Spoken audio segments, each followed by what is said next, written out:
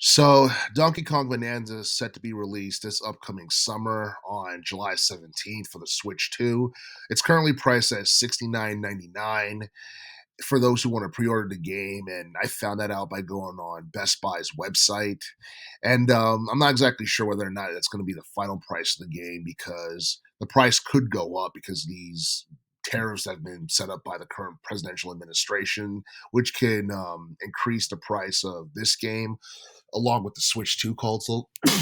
and and honestly, there's a lot of like features in this game um that people like in general, like the fact that they brought back, 2D Donkey Kong Country levels, the fact that there are barrel cans in the games, you can collect something that looks like edibles, you can melee with Donkey Kong, you could cause like destruction in different levels, and it changes how the world map looks. There's all kinds of features in this game that are just awesome, and it looks very promising.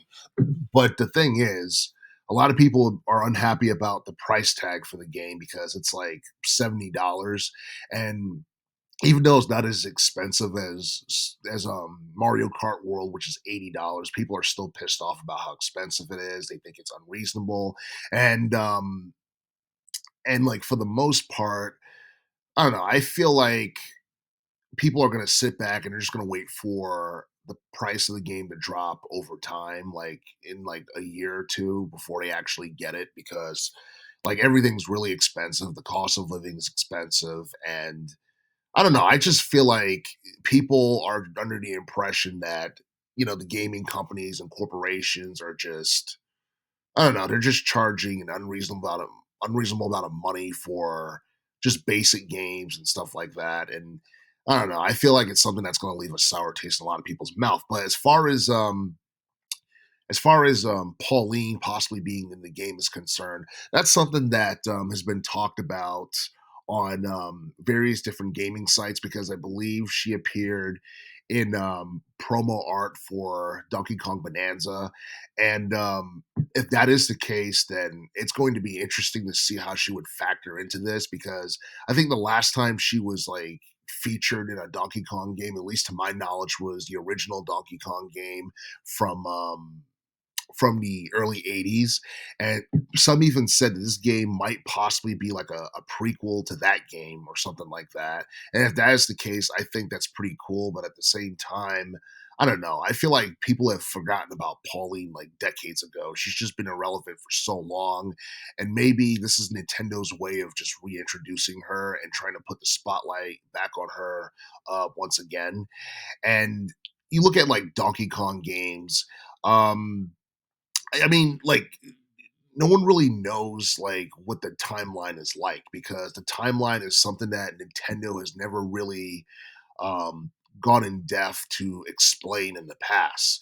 Like with the Legend of Zelda timeline, you have to do like mental gymnastics to kind of process what the timeline is like because it seemed like every game that they have made after like Zelda 2 or Ocarina of Time has been a prequel or it's been in an alternate timeline or what have you. Like it's insane, and I'm starting to wonder whether or not um Nintendo's going to take that route in terms of storytelling with the Donkey Kong series. And I look at like Super Mario, it's like I'm not even sure whether or not the Super Mario timeline is chronological or not. And I don't think it's something that people really question because they just enjoy the game, they like the character, and yeah, to them it's just about having fun. But I don't expect Donkey Kong to be like a heavily story driven franchise like Zelda is for the most part. So yeah, I just feel like if the game is fun and it's basically like its own version of what Mario is, I feel like it's something that'll get over well with casuals, and it's something that people will buy and enjoy regardless. But but yeah, I mean, I feel like all this stuff regarding this upcoming Donkey Kong game is fascinating. I honestly feel like it's going to make people want the game even more. And I mean, I wouldn't be surprised if there were people who would pay like $120 for a brand new game because that might end up being the case for GTA 6 because with that game, we still have no idea what the final price is going to be. But I mean, I would expect at minimum like $100 at least.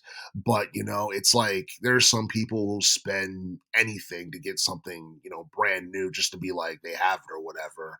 But but I feel like for the most part, this upcoming Donkey Kong game is going to be a classic because just about every Donkey Kong game we've gotten over the past couple of decades have been good for the most part.